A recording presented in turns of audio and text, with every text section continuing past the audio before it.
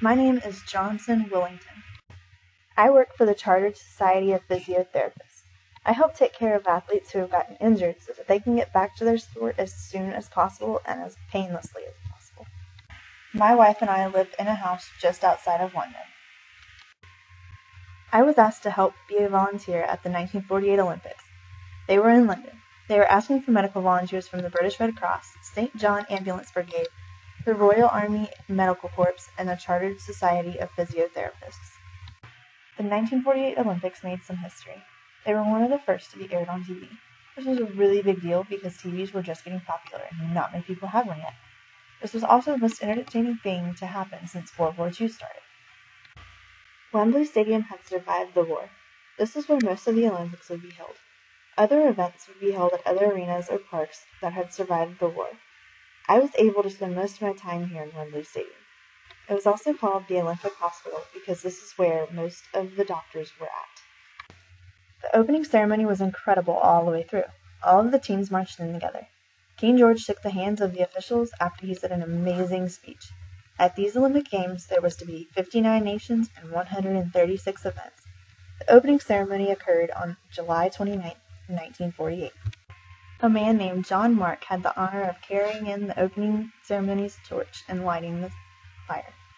These Olympic Games were the first games since 1908. World War II had canceled all of the games between 1908 and 1948. Because of the war, London was in debt.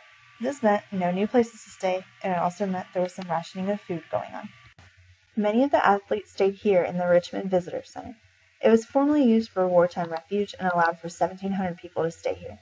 This center was updated, but the athletes still had to share 3 to 4 to a room. No matter where you had to stay, you were required to bring your own food, and you also had to make your own uniforms.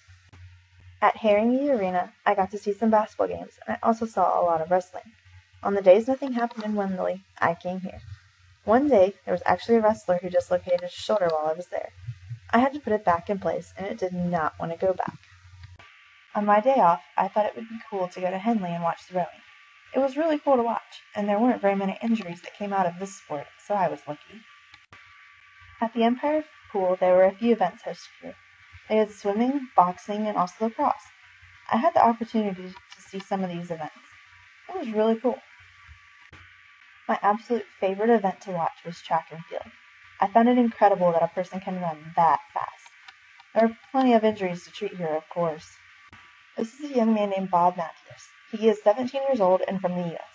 He received a gold medal for winning an Olympic decathlon and also became the youngest Olympian to ever win an event. People from all over the place came to see the Olympics. There hadn't been much entertainment in the past years due to World War II. So if there was a reason to go out, you can bet there were people going out. There were many friendships made at these Olympics. Watching them all come to an end was actually really sad. The Olympics ended on August 14th in 1948. I watched as all of the athletes said goodbye to one another and sadly climbed on to their appropriate buses. I am so honored to say that I was a part of Olympics that made history.